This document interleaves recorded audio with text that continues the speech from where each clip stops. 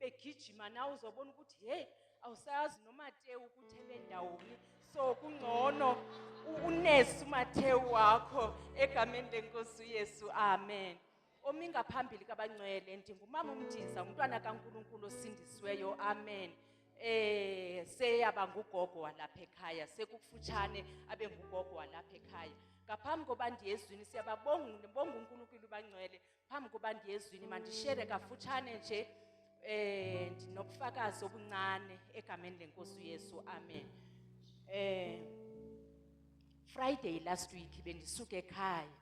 Mandisuka ekhaya ndihike komnye utata ekuseni ngabo 6 ayonibeka eQueenstown.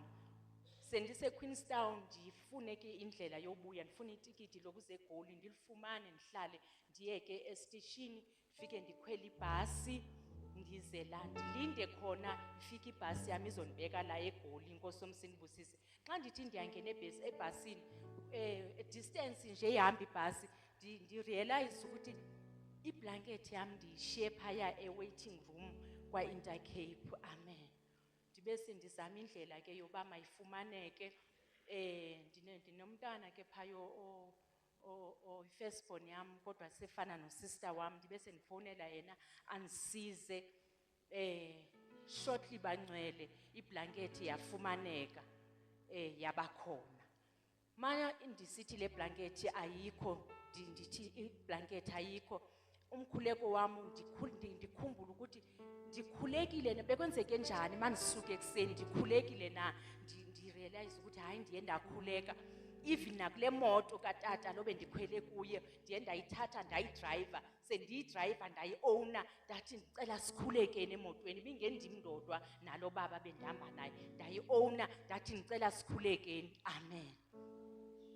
Manje realize iblanket ayikho ndiyambuza uJehova kwenze njani kanene ndikhulekile ekuseni wathi uMoya Ngcwele ukhulekile. Ndabe sendiripota kuMoya Ngcwele ndithi le blanket ilahlekileyo ke Moya Ngcwele asiyone yam le blanket ngumnikelo ndanikelelwa ngawo endlini kaJehova amen.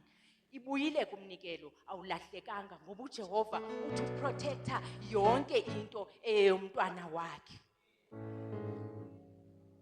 Endlini bangcwele bendinomntwana phaya benisiza phaya endlini. Lo mntwana lo apha evekini before ndizobuya ndiyahamba ndiya somewhere ndithi sendise distance nje mhlawumbe apha ngase next door ndithi kuye khawugijime mntanami uniphathele bekushisa ke uniphathele into yothwala ndizothwala wenze washing phaya. Impendulo yakhe lo mntwana ukhona umntwana ndihlala naye so usiza lo mntwana athi lo mntwana mama kodwa mina utsho ngesuthu ke ngumsuthukazi inkosi yomsinibusisi nakitlugele mmereko waka hayibo okay ndithi tlugela mntu yeke umsebenzi wami na mama ndiyothatha yayibona loo nto le okay ndiyeke ke ndithi yeka mntana no ukuthini uqhubeka nomsebenzi wakho swelaphi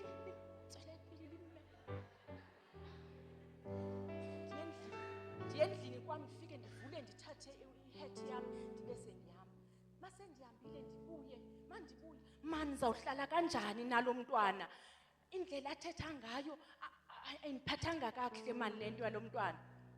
Yes, ndimbize simasihlale phansi umntwana ndithi hayibo andihlali nohlala nawe ndihlale eGoli umzuzu oyi-1 ndikucela something undenzele yona ulwa kanje. Okay, sorry mama. Ngiyambona usori ukuthi nje usuka apha nje ukuthi masibe right, kodwa ke enhlizweni nami deep down mina ndithi ndingumama okholwayo, so if ndinento endingayithandiyo umntwanami kufuneke ndiyitsho. Uyayibona loo nto le, ndiyamkorrektha. It's fine, ndiyamkorrektha kumntwanami kwaba right, ngoba ukwazi ukuphila nomntu endlini unendawo ungakuye. Amen. Wednesday bangcwele uyawandibusisa imbokodo ibisherizwi sendlulile ebufakazini, kodwa bobunye nobu. Amen. Imbokodo ibisherizwi nibonile Wednesday bangcwele, nibonile Wednesday, kodwa imbokodo yasibusisa endlini kaNkulunkulu. Amen. Mntwana kaNkulunkulu uthetha ngeHoly Spirit. Inkosi yomsini busise uthi siyamdinga umoya ongcwele, siyamdinga umoya ongcwele. Ndatsho ndacabanga ingoma ebehlatyelelwa yi-worship team ithi ndambathe moya bathe. Amen. Andizanga kuloo nto, andizanga ukucula, kodwa ndizoshumayela. Amen. Uthi siyamdinga umoya ongcwele ngoba uyiko konke empilweni yethu. Inkosi yomsini busise uma uwenze something umoya ongcwele uyasho ukuthi awenzanga kakuhle, ngoba umoya ongcwele ngelanga umamkela uYesu, kodwa kunepackage kamoya ongcwele. Inkosi yomsini busise athi uYesu Kristu kuLuka athi kubafundi bakhe ningamuvi, hlalani eJerusalem de nambathiswe amandla, de namkela amandla kamoya ongcwele. Inkosi yomsini busise namhlanje bangcwele wathetha lo mntwana, wathetha le mbokodo bangcwele ngomoya ongcwele. Uthi siyamdinga umoya ongcwele emabandleni. Ubone ukuthi akusekuhanjwa nje ngenjwayelo, kodwa umoya ongcwele umnikazi webandla akasekho. Wenza izinto ngondlela othanda ngayo, kodwa ubone ukuthi yes uyayenza doctor ubone ukuthi uyayenza, kodwa ayikho la ndithi amen. Mawuthi mntwana kaNkulunkulu zama umkhuza, ubone ukuthi xa umkhuza mos umuntu nakuye bakhona into ethi yes andenzanga kahle. Inkosi yomsini busise umoya ongcwele uyanika uthi awenzanga kahle. Ndizoshumayela abangcwele. Amen. Babushenge omama bayiwelile iJordan, siwelile iJordan, siwelile iJordan babushenge. Inkosi yomsini busise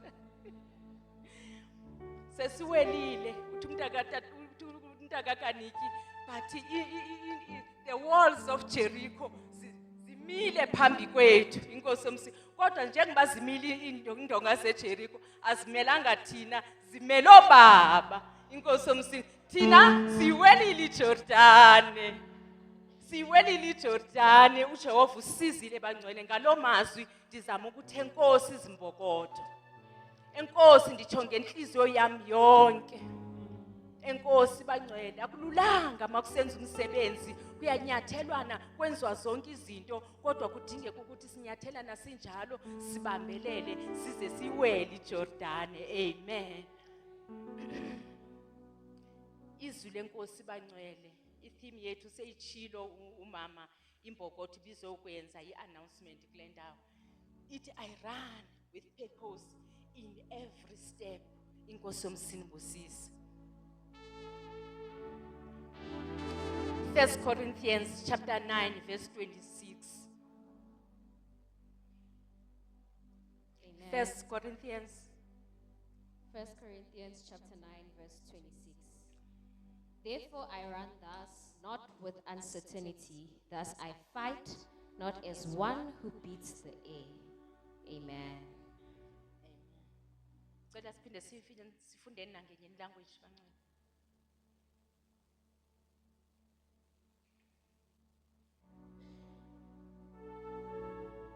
Okanye ngenye version.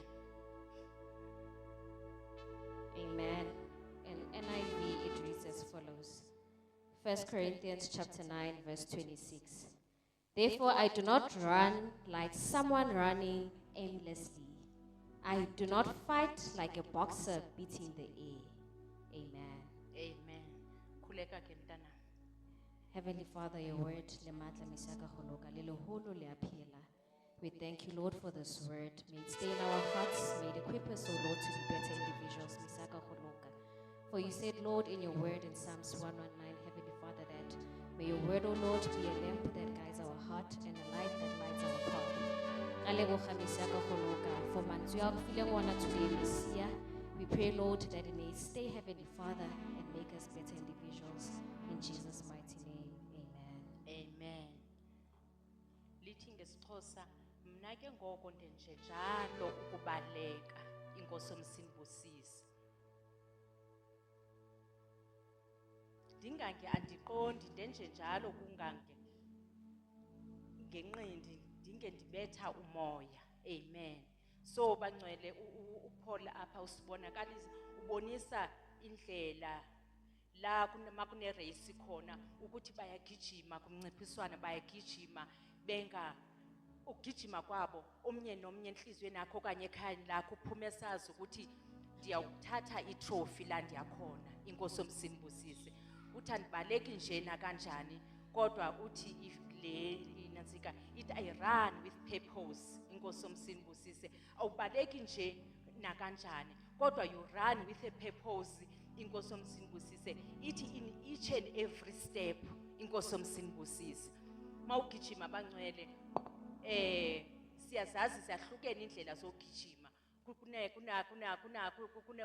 kune marathon kunayo yonke into kodwa omnye nomnye ogijimayo bangcwele ukuze ayibambe akagijimi nje kodwa ugijima elayinini yakhe inkosi yomsindisisi omnye nomnye une line yakhe inkosi yomsindisisi awuhambi nje ngoba mawuhamba njena ikhona inatsika sikhona isiphelo ngaphambili ondukuthanda kakhulu ke bangcwele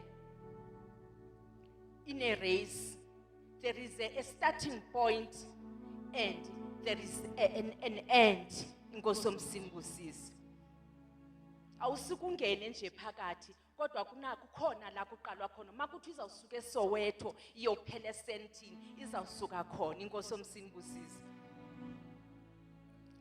ndike ndibabukele ke bangcwele oPopayi ndiyabathanda kunalo ukuthiwa nguMr Bean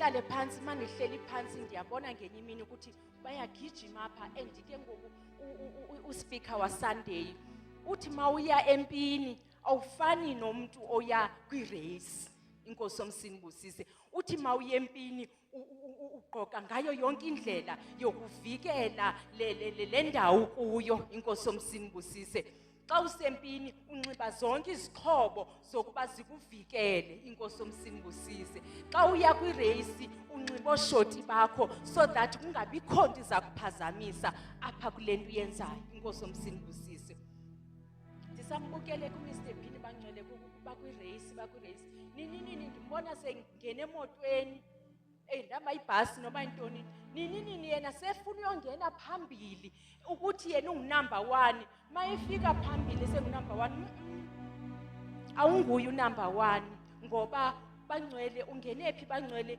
ungene phakathi akayistartanga at the beginning inkosi yomsindisisi uma singena ke bangcwele kuleni race ye Christianity okanye le race ye faith ingathi ungandipha mntana leni race ye faith inkosi yomsindisisi awungeni nje bangcwele kodwa kukhona la kuqalwa khona inkosi yomsindisisi la siqala khona ke bangcwele sethi starting point uJesus Christ wamkela inkosi njengomsindisi wakho inkosi yomsindisisi so leya itheme yethu it I run with a purpose each and every step inkosi yomsindisisi kunzima ke bangcwele xa uhamba ungene njena kule race ngoba kunama challenges apha endleleni each and every step sine challenges zakhona ezi challenges ke ngoba ngcwele zidinga amandla okanye zidinga izixhobo zezulu ukuthi athi incwadi yethu Ephesians chapter 6 the armor of God. Lendlela, this race bangcwele yabazalwane okanye this race ye-Christianity idinga izixhobo zikamoya. Ndithe eqaleni bangcwele uthe uKristu hlalani ukuze nambathe amandla kamoya ongcwele. Ngalamandla ke ngokaza kukhonisa ukuthi ukhone uzuthi uyofika la siyofika khona. Ndicela sifundeni bangcwele Ephesians chapter 6.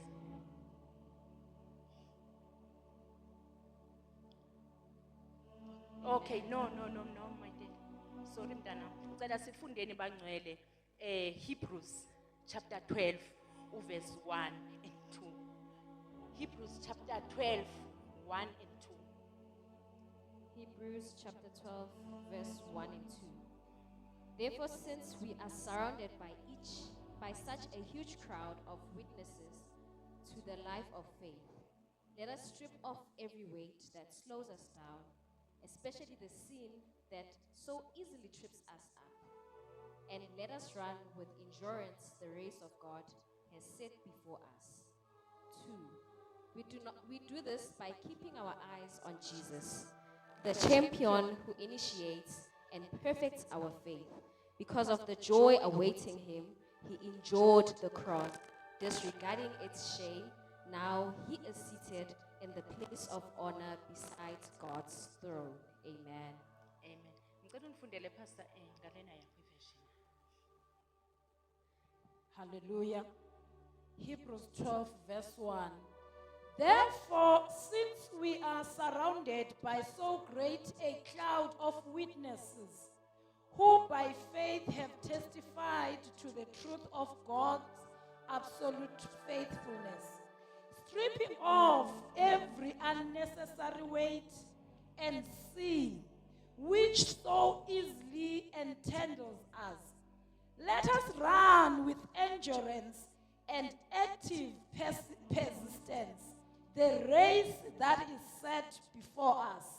Let us run with endurance and active persistence the race that is set before us, looking away from all that will distract us and focusing our eyes on Jesus, who is the author and the perfecter of our faith, who for the joy set before him endured the cross, disregarding the shame, and sat down at the right hand of the throne of God, revealing his deity and his authority and the completion of his work.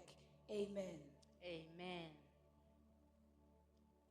Lisibangcwelela khizwi akudalanga siligcinile.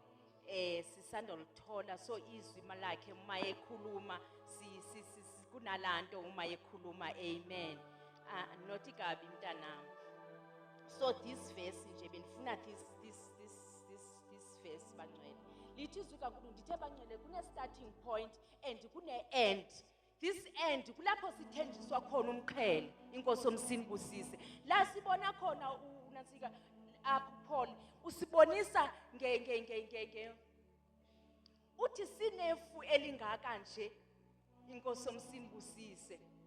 As we are running bangcwele uthi njengoba sigijima nje there is a huge crowd of witnesses inkosi yomsinibusise. Andithi sesingene efieldini bangcwele sesingene efieldini yokholwa uthi ke ngo there is a huge crowd of witnesses. As witnesses bangcwele zibheke apha kuthi njengoba zibheke apha kuthi azisibhekanga nje ngoba zisibhekile kodwa zisibheke ngoba siphuma kuzo.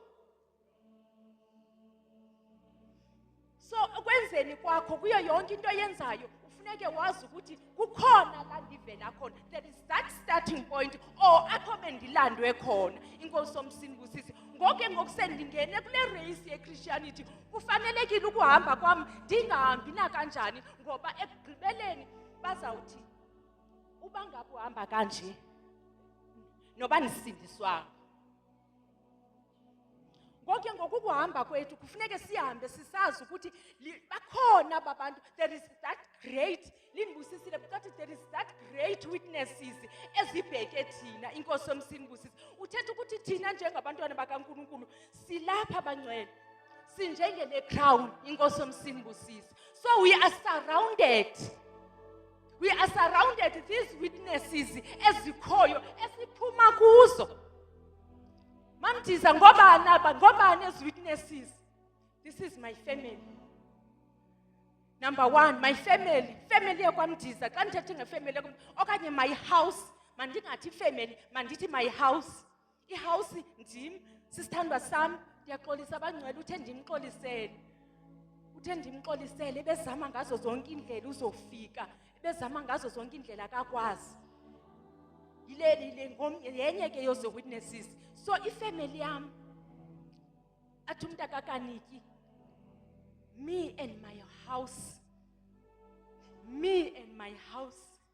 we will serve the Lord.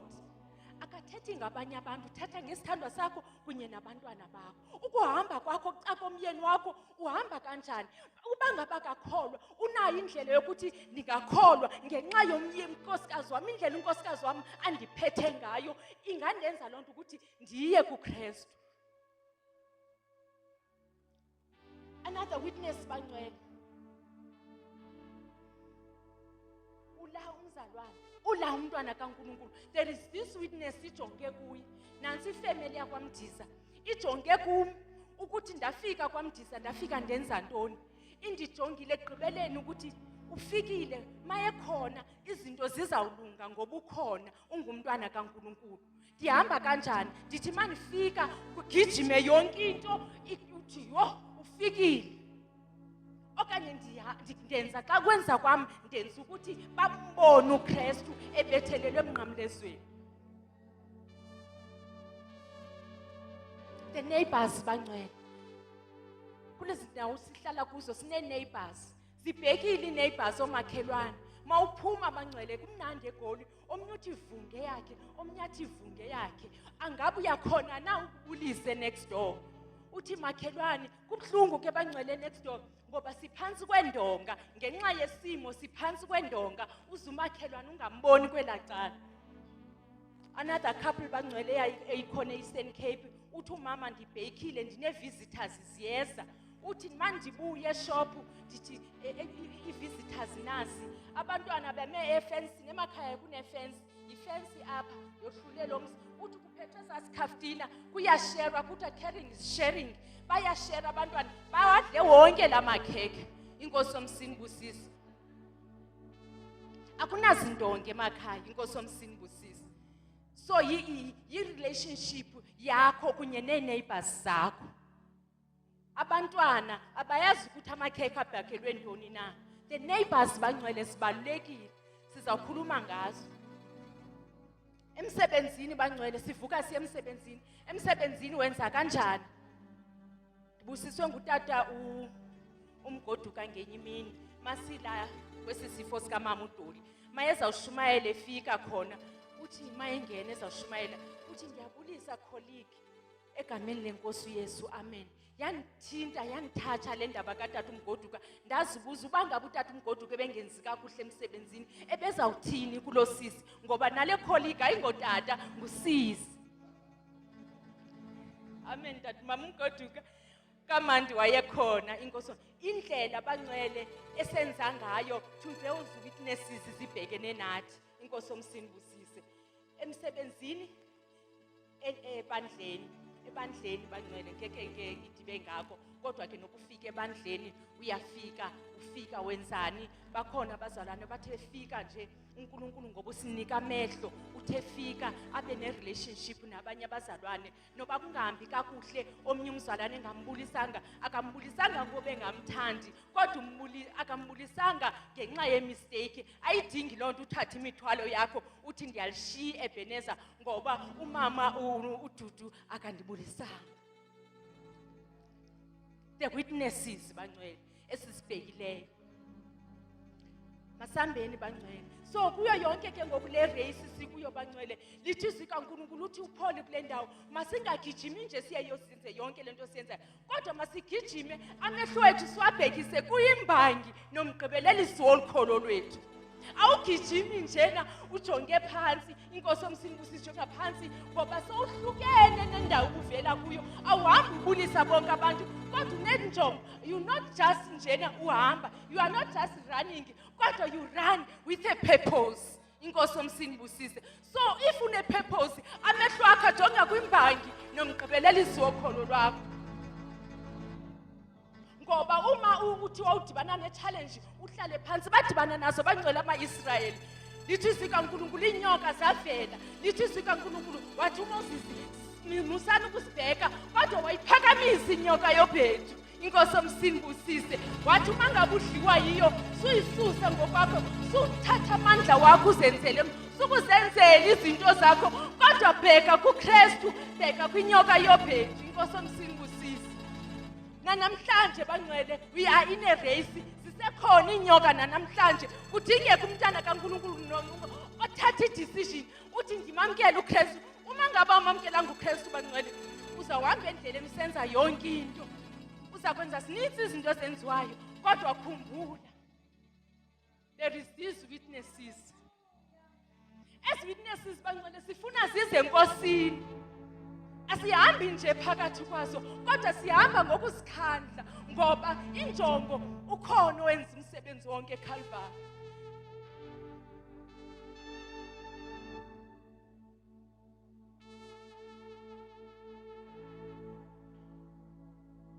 our eyes to the founder and perfecter of our faith inkosi yomsindisi our eyes bangcwele not nje kodwa to the founder. That founder is Jesus Christ bangcwele wenza konke ukuze namhlanje sizuzeke ukudlala kwakho bangcwele yenza uyazi ukuthi sikhona isiphelo inkosi yomsindisi sithi silindele umqhele inkosi yomsindisi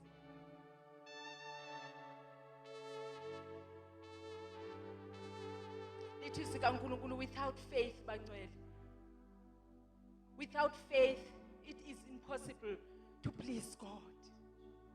Without faith, bangcwele, the perfecter and the founder of our faith, the champion, each and version. Balekile bangcwele. Strong relationship yakho kunye noNkulunkulu ngoba endleleni bangcwele njengoba sigijima nje asigijimi bangcwele ezulwini. Amen bangcwele asithi sawusindiswa sibekwe ezulwini okanye sibekwe kwindawo ukuthi hayi abazalwane ekeleni so that umzalwane nomzalwane ubone ukuthi kumnandi kuhlatyelelwa uwozana umhlabelelo uwozana zikhona izinto ngoba amehlo akho akajonganga ezantsi kodwa ajonge kwimbangi nomgqibelelisi wokholo lwakho and ujonge kule mbangi njengoKristu uthi ke ngoku ku-Ephesians apho bendisiya khona uthi take the whole armor of God. Ngoba ngeke without this armor, with these armors, with these protectors, take the armor of God, the full armor of God. Ukuze ukhone ukuyofika la sithenjiswe khona. Usukile kwi-starting point, but siya kwi-end ezulwini. Inkosi yomsindisi ngicela unifundele ke nani. Amehlo akho bangcwele. Njengubheke kwimbangi nomgqibelelisi wokholo lwakho nje kodwa kufuneke zibe khona i-weapons ozithathayo kufuneke zikhona izixhobo zambathayo ukuze ukhone uyofika at the end inkosi yomsindisi amen Ephesians chapter 6 verse amen Ephesians chapter 6 verse 10 the whole armor of God. Finally, my brethren, be strong in the Lord and in the power of his mighty. Put on the whole armor of God, that you may be able to stand against the wiles of the devil. For we do not wrestle against flesh and blood, but against principalities, against powers, against the rulers of darkness of this age, against spiritual hosts of wickedness in the heavenly places. 13. Therefore, take up the whole armor of God, that you may be able to withstand in the evil day, and having done all, to stand. 14. Stand therefore, having girded your waist with truth, having put on the breastplate of righteousness, and having shod your feet with the preparation of the gospel of peace. Above all, taking the shield of faith, with which you will be able to quench all the fiery darts of wicked one. Amen. Ngicela ufunde lo 14 ke nana. 14. Stand therefore, having girded your waist with truth, having put on the breastplate of righteousness. Amen. The belt of truth bangcwele. Lithi izwi kaNkulunkulu the truth bangcwele is set us free. Inkosi yomsinibusisi. The truth bangcwele iyakhulula bangcwele noba isimo sakho sesinjani kodwa iqiniso liyakhulula inkosi yomsingo. Ngoko ke uma ubhinqe this belt of truth yonke into yakho bangcwele akukho kungavimbeleka khona. Take the whole armor of God, not half inkosi yomsinibusisi kodwa the full armor of God ukuze ukhone bangcwele. Zibaliwe lithe endleleni bangcwele kule kuyokholwa zininzi izinto esidibana nazo. Kunemililo kodwa uze kukhona icimeka la mililo. Widinga this armor of God.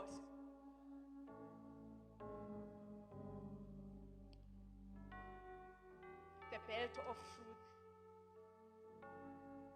The truth bangcwele set us free. This truth bangcwele kuyamkhulula intombi yaseSamaria inkosi yomsinibusisi. Intombi yaseSamaria bangcwele yagijima iyozikhelela amanzi mase ifika khona iphakamile bangcwele. Yambona umuntu ophakamileyo. So uKristu uYesu bangathi ithi bangathi uYesu athi yani hlangane nentangami namhlanje inkosi yomsinibusisi. Ithi intombi yaseSamaria this well ithethe isilungu esikhulu. This well is hills zingaka bangcwele inkosi yomsinibusisi. Ihambela phezulu. Ihambela phezulu bangcwele. Abangathi uKristu ithi you don't understand. Understand leli lenzwa ngoba bomkhulu osibani this and on so and so abakhulu inkosi ayazi ukuthi ikhuluma nabani. Inkosi yomsinibusisi yaxhoma bangcwele iswenkela mudimo inkosi yomsinibusisi mawuswenkela murena Jesu yamswenkela egcineni wathi uKristu babusazi ngofuna amanzi apha kum so that ungaphindi uzofuna amanzi kulomthombo. Ubabusazi yaqala yangathi yehla andiva kahle saphela isilungu. What is say andiva kakuhle wathi bangabe uKristu singayifunda abangcwele wathi bangabe ubusazi ukuthi ngubani luthetha naye.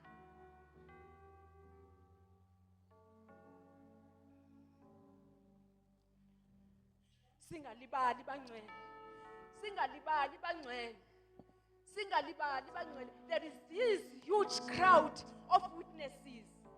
These witnesses bangcwele sisuka kubo and the purpose yoba sibe khona ekholweni sifuna bona kwashunyayelwa phezukwethu safumaneka nathi ukuhamba kwethu kufanelekile ukuthi bazuzeke nabo. Huge crowd of witnesses zibheke kuwe uswenkela uJesu Kristu ugcwele zizono. Ukwenza kwakho wenza na kanjani uthetha na kanjani awumazi noma ngiba irrespect inkosi yomsinibusisi. John chapter 4. Yes ma'am. Amen. John chapter 4 verse 10. Jesus answered her, if you knew about God's gift of eternal life and who it is who says, give me a drink, you would have asked him instead, and he would have given you living waters. Amen. Amen. The eternal life bangcwele.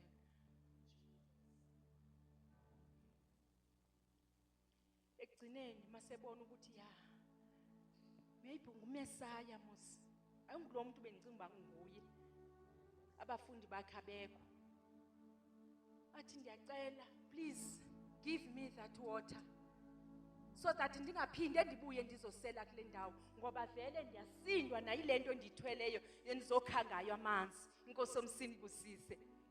Lithi izwi kaNkulunkulu uthi kuye uKristu uqala uthi before ndikunike lamanzi ndicela uze nomyeni wakho. Ndithe bangcwele the truth, the belt of truth. Uthi iza nomyeni wakho. Ndiyamthanda bangcwele this lady ebelihambela phezulu. Ukhuluma iqiniso. Uthi umyena naye. Uthini uKristu angqina amazulu. Athi uKristu ukhulume kahle. Ukhulume kahle.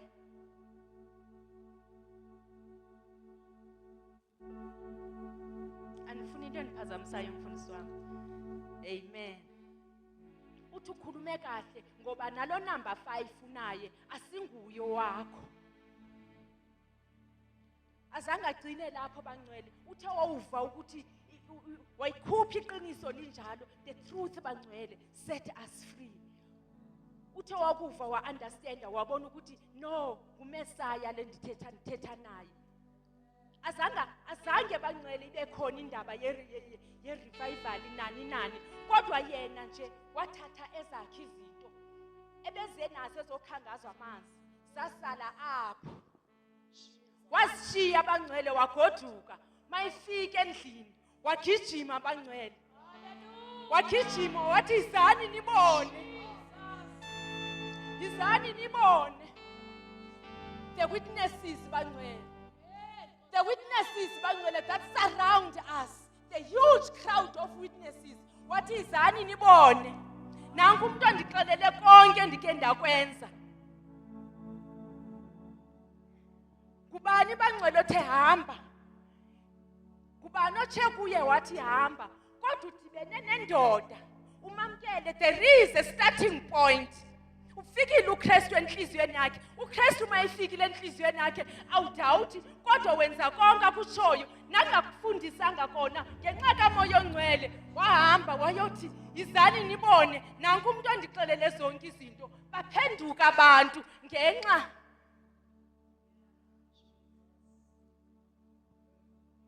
the crowd of witnesses bangcwele esihamba phakathi kwazo.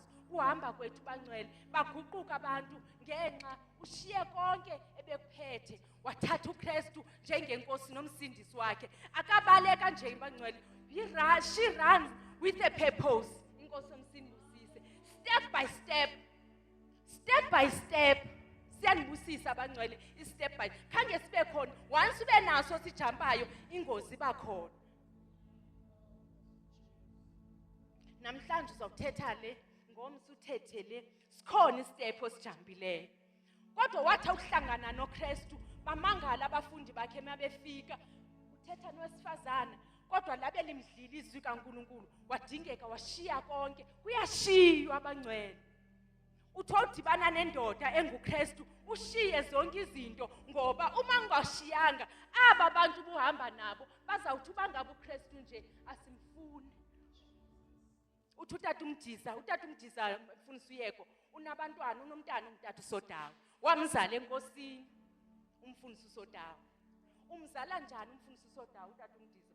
Utata Sodawa ubangaba nina ndingaze ndikholwe ndingafuna ukuhamba naba bantu. Ndingafuna ukuhamba nalamadoda kaNkuluNkulu anjena ngoba lamadoda kaNkuluNkulu amahle anithi. And lento ayithethayo ayayimela. Uyimela ivangeli kukubi.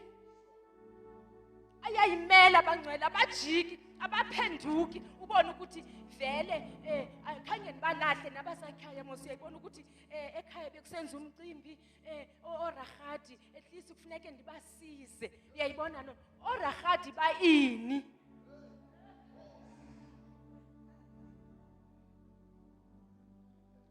Thatha imali kaNkuluNkulu uyisako rahadi uphumile kubo bazawuthini?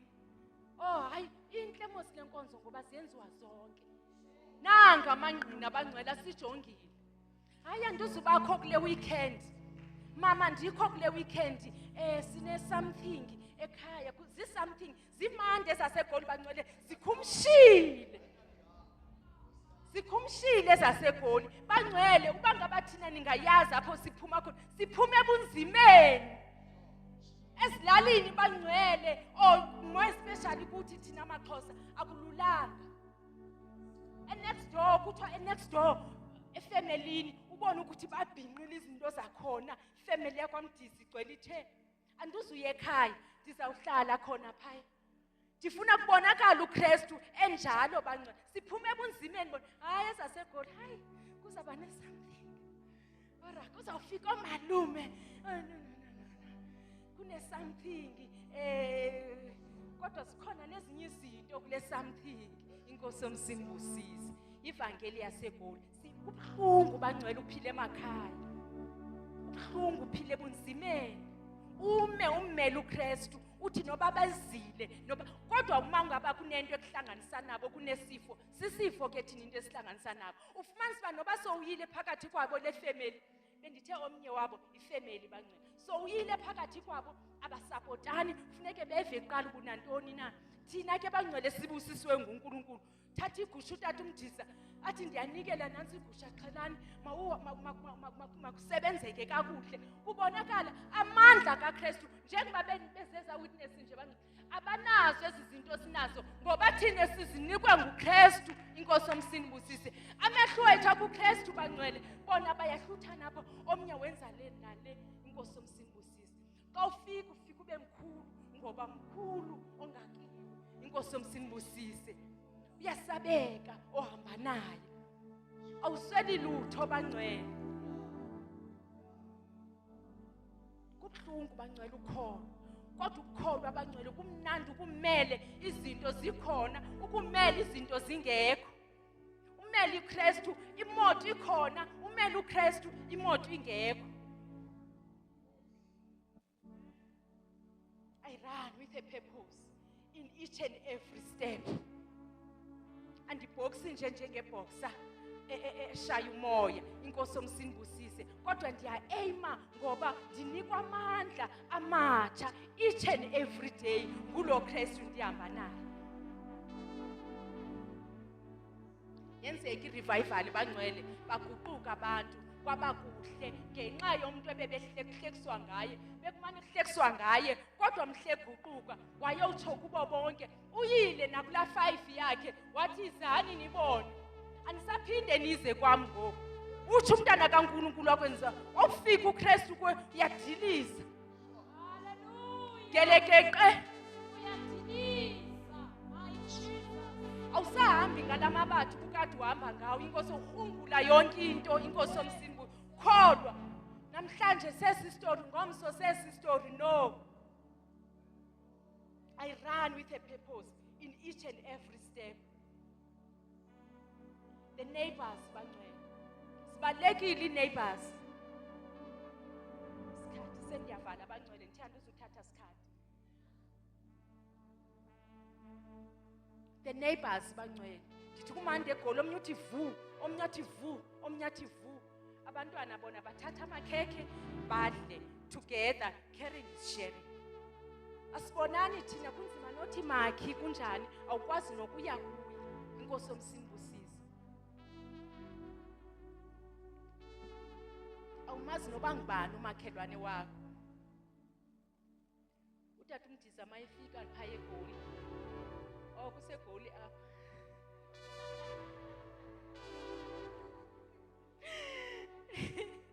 mayefika bangcwele ufika ngela xesha zasisithi mayehleli waze wafuna omnye umuntu phaya emsebenzini wathi hey ngicela uyonihlalisa ngoba niyakhumbula eshere sitsho kanjalo ngicela uyonihlalisa ngoba hey abantu endihleli nabo hayi abandamkeli ncam ngenxa yekhala yami inkosi yomsimbusisi kwakuthi noba ibhola yabantwana iwele ngapha kube nzima ukuthi mabazoyifuna ngoba lo muntu uwelwe ibhola kuye ikhala yakhe ayifani neyabo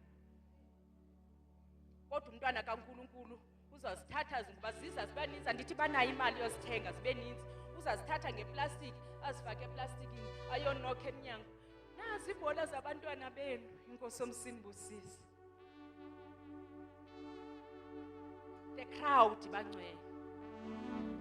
the crowd bangcwele isibhekile ibheke kuthi uhamba kanjani?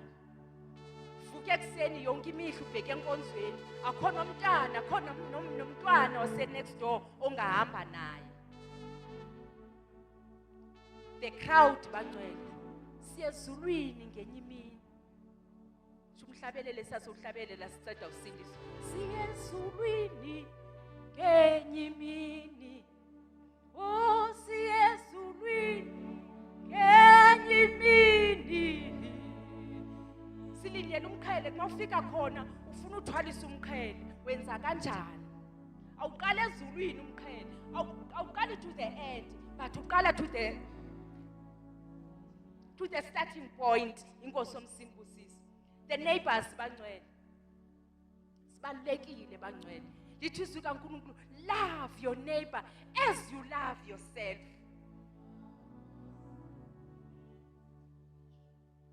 Sisegoli bangcwele ndithi.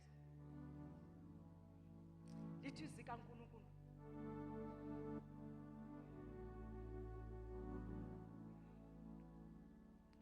The neighbors bangcwele. Lithi love your neighbor as you love yourself. 2 Kings chapter 4 verse 1. Siye ezulwini ngenye imini. Oh siye ezulwini ngenye imini. Chapter 4.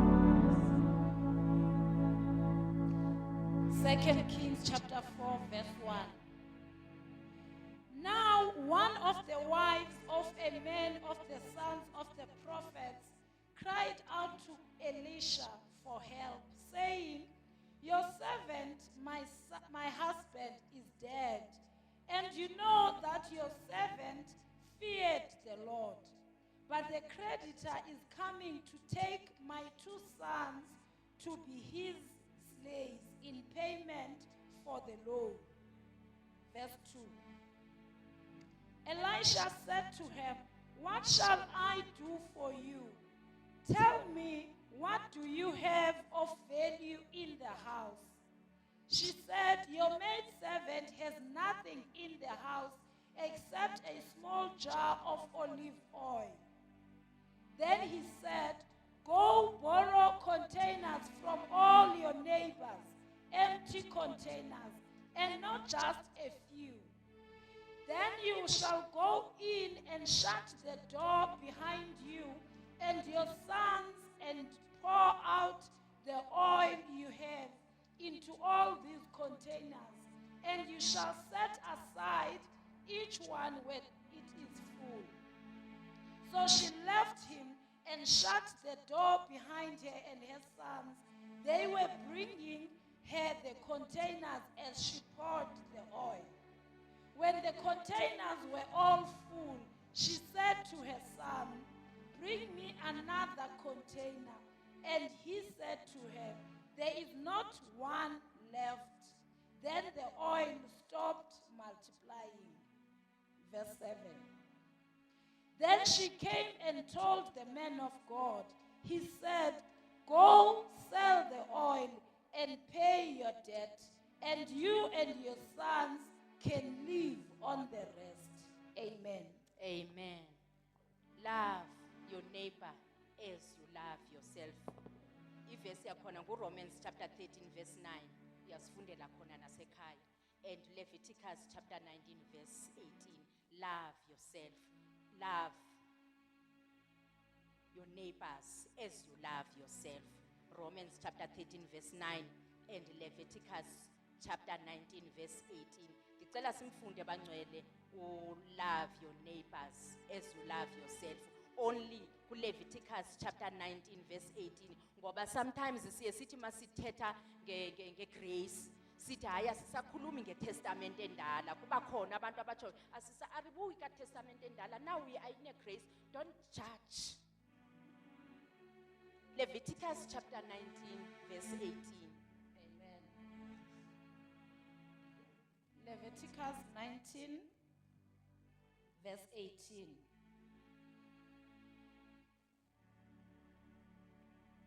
Verse 18. You shall not take revenge. Is it Leviticus 19, ma'am? 19 verse 18. 1918. Okay. Yes. You shall not take revenge, nor bear any grudge against the sons of your people, but you shall love your neighbor as yourself. I am the Lord. Amen. Old Testament. Amen. You shall love your neighbor as you love yourself. Amen. Izwi kaNkulunkulu lasifunde khona abangcwele ku 2 Kings chapter 4 verse 7. Verse 1 to 7. La siboniswa ngencekukazi kaNkulunkulu bangcwele. Balekile irelationship yomntwana kaNkulunkulu kunye noNkulunkulu. Ine couple bangcwele mandisho ibalulekile ukuthi lento niyenzayo apha ekhaya niyenze together.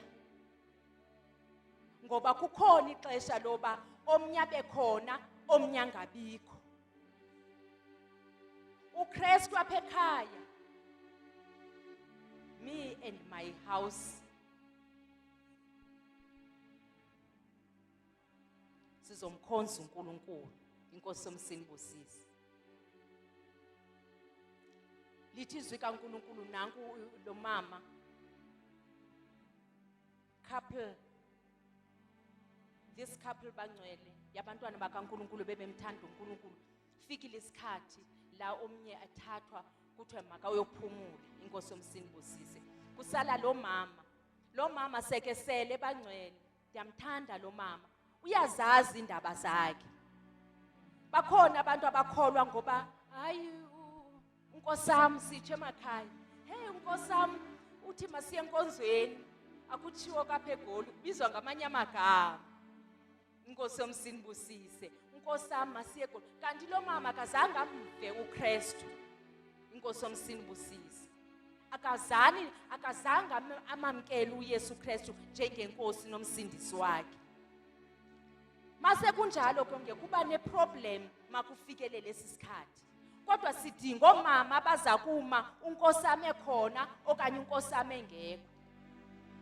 Wema lo mama isithandwa sakhe sihambile. Wema azange adideke ukuthi njengoba kuzinjena nje mandenze kanjani. Sebefikile the creditors lithi izwi kaNkulunkulu sebengena endlini bathi bazothatha abafana ngoba niyakolota kodwa niyakholwa. Wayicacisa umfundisi uMatopo wathi babengakoloti nje ngoba imali babeyidla, kodwa babesenza umsebenzi, babesithi hamba vangeli. Inkosi yomsinibusise babesenza umsebenzi kaNkulunkulu ubelula. Wahamba ubaba washiyeka umama. Sebefikile azange athethe ezinye ilanguage lo mama, kodwa azange adideke. Wayazi ukuthi mandiyephi na. Inkosi yomsinibusise wayazi ukuthi khona indoda kaKristu ibihamba kunye nesithandwa sami. Andiyina kubani, andibuyele efemelini ngoba efemelini yami ndithe ndiphumile efemelini yakwamdisi. Waya kuElisha wathi inceku yakho uyayazi ukuthi ibisebenza umsebenzi kaNkulunkulu, ngoku seyihambile. Ndenze kanjani? Wambuza uElisha ukuthi ufuna ndenzeni?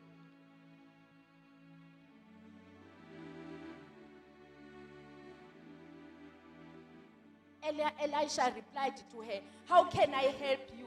Tell me what to do. What do you have in your house? Inkosi yomsinibusise.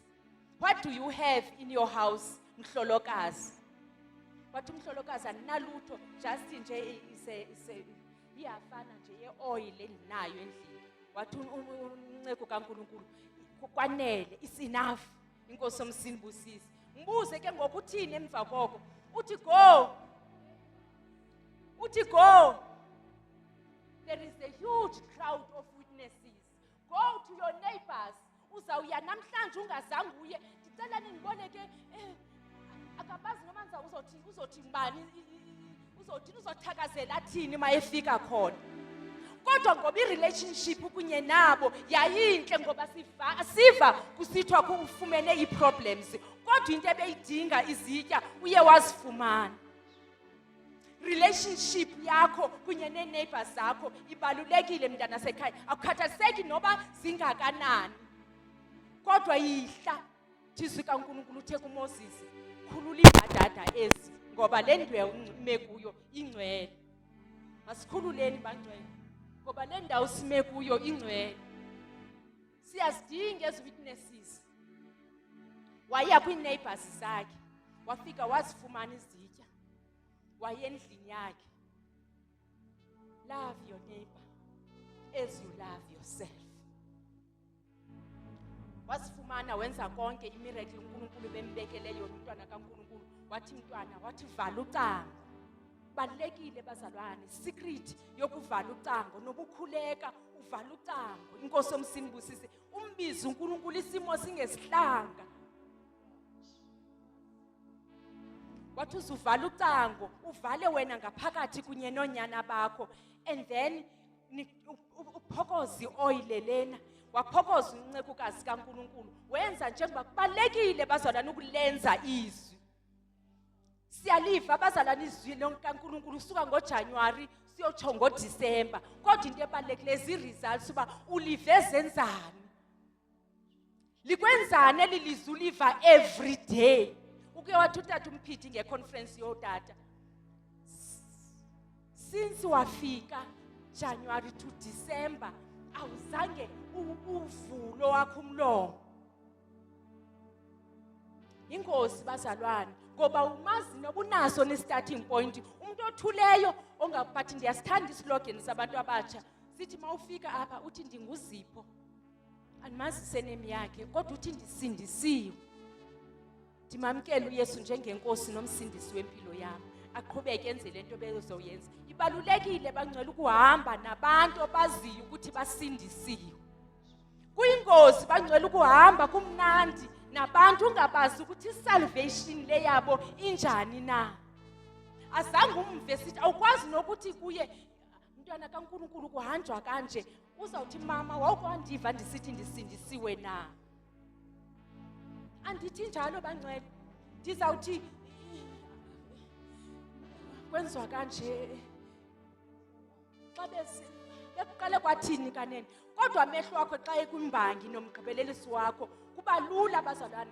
Uze xa uzofakaza bangcwele, awuzofakaza ngoba ubusiswe ngemoto, kodwa lo mkhukhu uhlala kuwo uthi ndiyambonga uNkulunkulu ngoba ndine-shelter.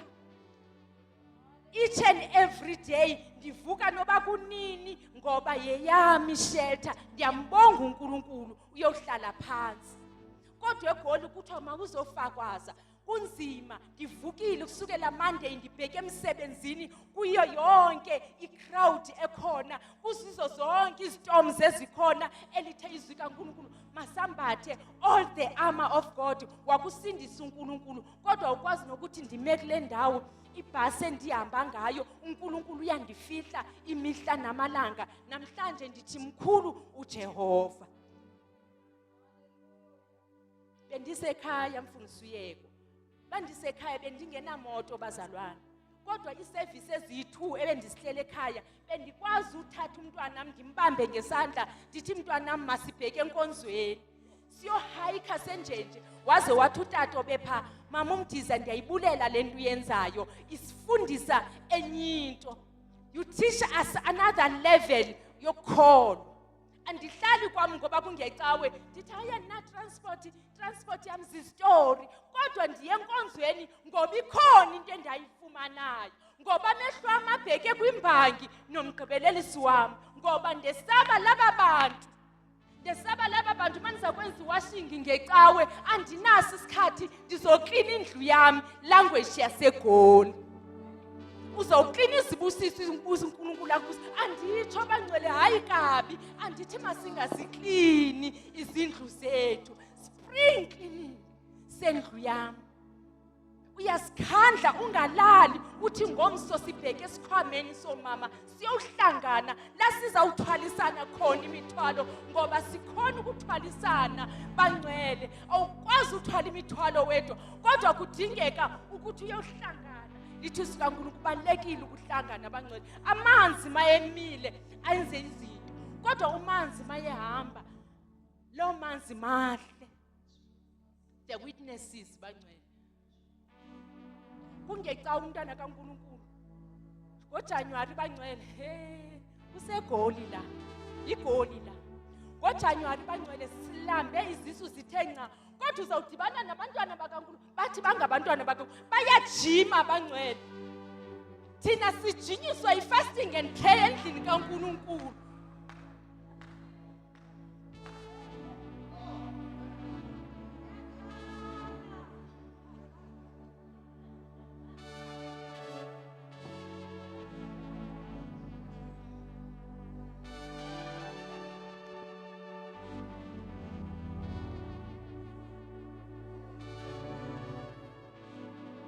Hallelujah.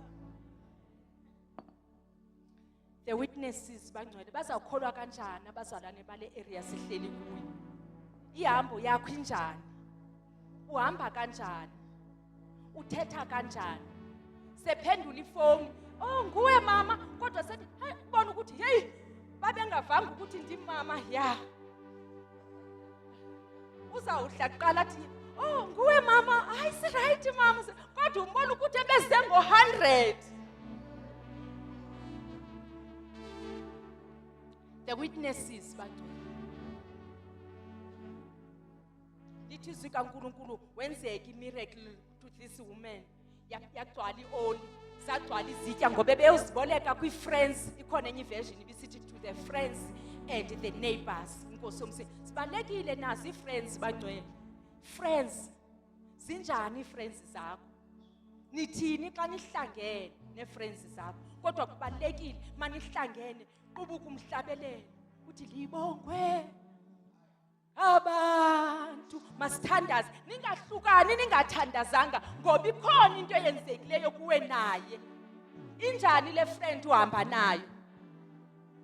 Namhlanje la ngomso ila.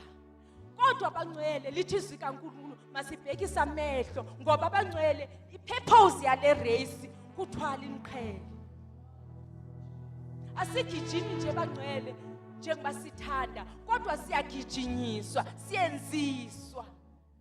Ubone esinye isimo ukuthi asisawundi kamnandi kodwa ngoba umoya ongcwele sitsho. Ululame ngoba umoya ongcwele sitsho. Inkosi yomsinibusisi. Yenzeka imiracle bangcwele. Sagcwala izitya kwenzeka konke. Yes. Yes, sigcwele izitya endlini yami. Yes. Ioli khona. Yes. Kodwa ndiyayithanda bangcwele imfihlela yolo mama. Ndithe bangcwele character yakhe ukwenza kwakhe konke bangcwele. Simfuza uKristu. Zangabhayize ngoba umyeni wakhe engekho kodwa wamthanda umyeni wamprotecta sengekho.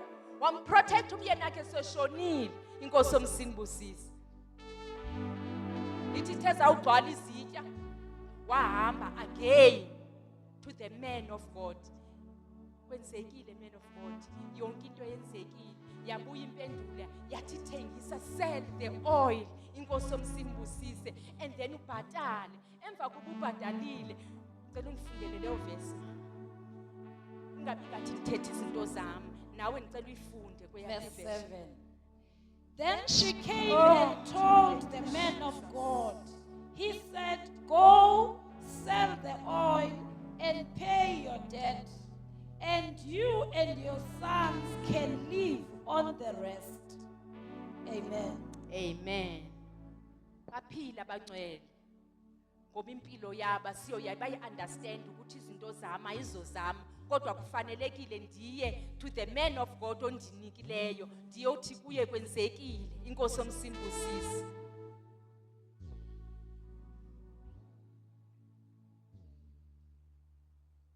Sekwenzekile bangcwele.